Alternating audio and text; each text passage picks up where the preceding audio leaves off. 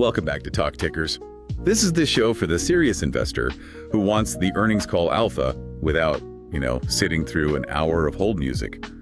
We listen so you don't have to. And today's ticker, UCB, United Community Banks, was a wild one. Oh, an absolute roller coaster. I mean, if you were just watching the tape on earnings morning, you probably thought your screen was broken. It was the definition of a head fake. I mean, you probably spilled your coffee if you were trading the pre-market. Total whiplash. Yeah. So for context, the stock gapped down hard before the bell. It was trading around, $31.10, so down over 4%. Yeah, the algorithms clearly scraped the press release, saw one number they hated, and just hammered the sell button. But then, the humans showed up. They actually read the report, they listened to the call, and by the close, the stock hadn't just recovered. It rallied to close up almost 3% at $33.39. That's a 7% swing in sentiment in, 6 or 7 hours? That does not happen by accident. Exactly. So that's our mission today. We are going to unpack that battle between the credit fear narrative that tanked the stock and the margin reality story that sent it soaring. It really boils down to a tale of two metrics. You had the scary headline number, net charge-offs, and then you had this wow number hidden in the details, cost of deposits. And the wow number one. The wow number one, because the margin story is accelerating and the credit issues, well, when you look under the hood, they seem pretty idiosyncratic. Okay, let's start there. Give us the snapshot, the headline numbers that first hit the wires. Sure. So operating EPS came in at $0.71. Depending on which consensus you look at, that was a slight miss, maybe by about 2 cents. So not a disaster, but not a great start. Right. No confetti. But revenue actually looked better. GAAP revenue was $386.8 million, and revenue net of interest expense came in at $278.4 million. Which is a beat, right? That beat the street's roughly $273 million estimate. So, the top line is healthy. Okay, but I know you didn't dig through this whole call for a slight revenue beat. In this environment, deposit costs are everything. Yeah. What was that metric you called the wow metric? This is the one. In a world where every bank is fighting for funding, UCB's cost of deposits dropped. Dropped. Most banks are just happy if they stay flat. It dropped 21 basis points, quarter over quarter, down to 1.76%. Wait, say that again? 21 basis points. 21 basis points. I mean, that's not a small move. In banking, that is moving mountains. How on earth did they do that? I mean, that's the star of the show right there. It is. It's a mix of what we call deposit beta discipline and, frankly, a willingness to shed some hot money. Okay, let's quickly define deposit beta for everyone. We use that term a lot. Sure. It's basically how much a bank has to raise its deposit rates when the Fed raises rates. So, if the Fed hikes by a full percent and your bank only raises your savings rate by 0.5%, your beta is 50%. And you want that number to be low when rates going up. Extremely low. And UCB got aggressive. They looked at their customer base and identified who they called single service customers. The rate chasers. Exactly. The people who just have a CD with you because the rate was high. They don't have a mortgage. They don't use your debit card. They're expensive and they are not loyal. So UCB just let them go. They basically said, if you're only here for the yield, we're not going to pay up to keep you. And yeah, it's a bold move. You risk losing liquidity. Management admitted they did lose some deposits at the end of the quarter. But the math worked out. The math worked out. You lose the expensive flighty money, but you keep the core accounts. The business is using you for payroll. The family's doing their daily spending.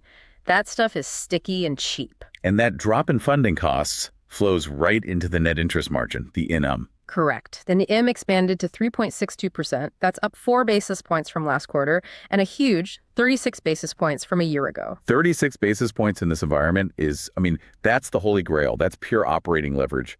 It is. And it's not just the deposits helping them, it's the asset side too.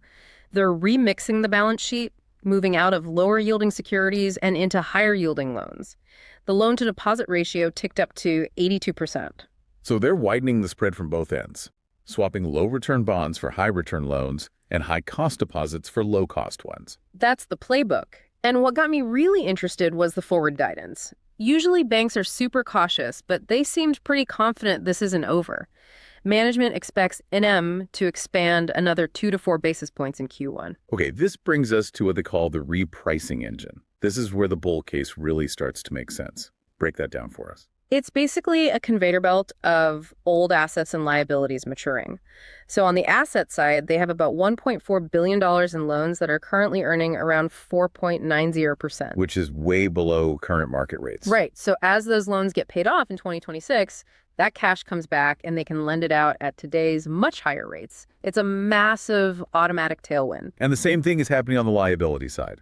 Same thing, but in reverse. They have $1.4 billion in CDs maturing in the first quarter alone. Those old CDs are paying out 3.32%. And new ones are costing them less. Exactly. New production is coming on lower than that. So assets reprice higher, liabilities reprice lower. It is a very, very comfortable place for a bank to be. Okay, so that's the sunshine and rainbows part of the story.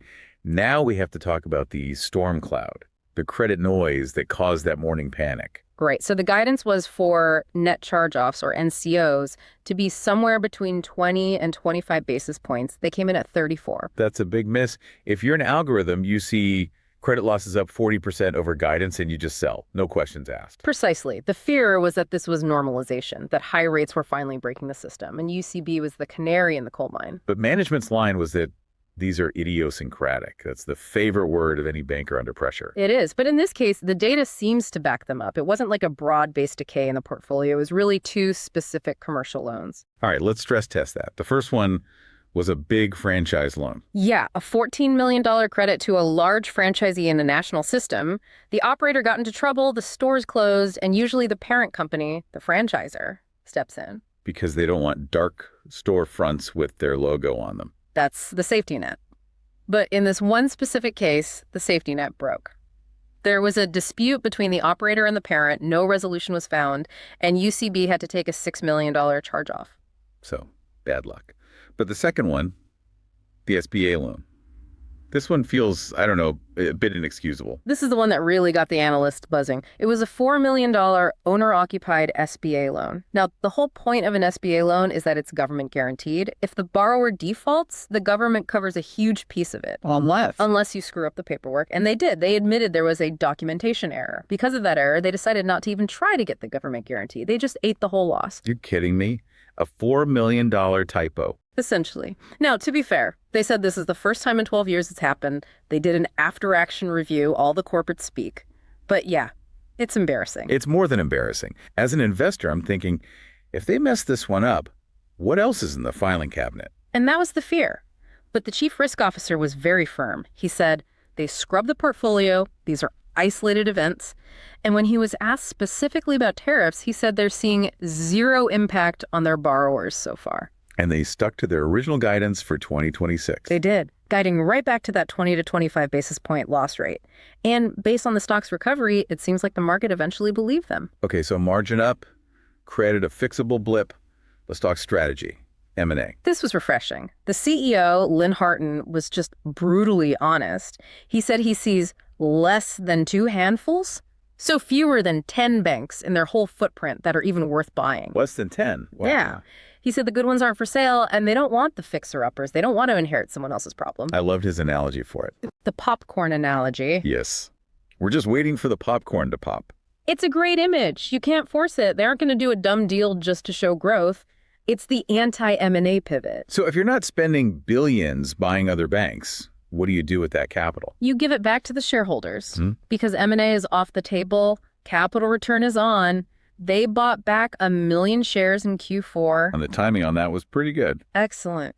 They bought at an average price just under $30. With the stock at $33, that's immediate value creation. They bought $1 for 90 cents. And they signaled more is coming. Right. They said they plan to be more assertive on buybacks in 2026. I mean, that's a huge confidence signal.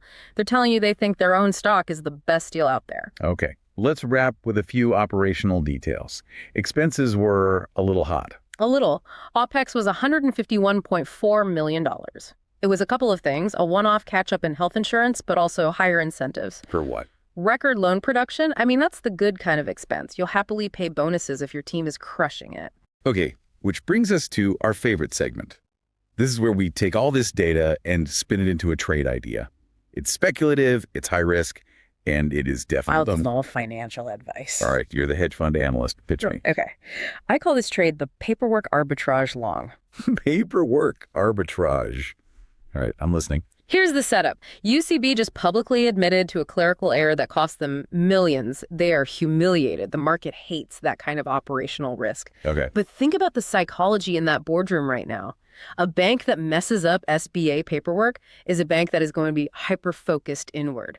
They're going to be fixing plumbing, checking files twice, and most importantly, avoiding risky, splashy M&A deals where they could make an even bigger mistake. So the screw-up actually de-risks their future strategy. It forces them to be boring. That's the entire thesis. They've already told you M&A is dead. They've become a cannibal. They're just eating their own shares. So the trade is, you go long UCB, and you go short a serial acquirer regional bank. Oh, I like that. You go long the bank that's too embarrassed to do a deal and short the one that's desperate to do one at any price. Precisely. You are betting that the SBA fat finger was the bottom for their operational mistakes.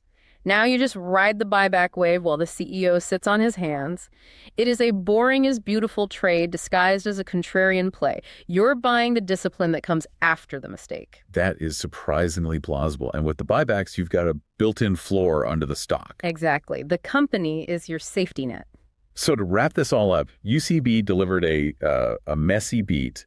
The credit headline was ugly. There's just no way around that typo. But the margin engine is roaring, and that 21 basis point drop in deposit costs, that is money in the bank, literally. So the market panicked, then it did the math, and it realized the buyback plus in-time expansion story is just too powerful to ignore. It's a classic case of looking past the headline. If you stopped reading at charge-offs up, you probably lost money. If you read down to NIM up, buybacks up, you made money. And that's why we do this deep dive. We watch the tickers so you don't have to. See you next time. Disclaimer time. The content of this deep dive is for entertainment and informational purposes only. Nothing heard on Talk Tickers constitutes financial advice, investment recommendations, or an offer to buy or sell any securities. We are just two voices on the internet analyzing earnings calls. Always do your own due diligence and consult with a qualified financial advisor before making any investment decisions.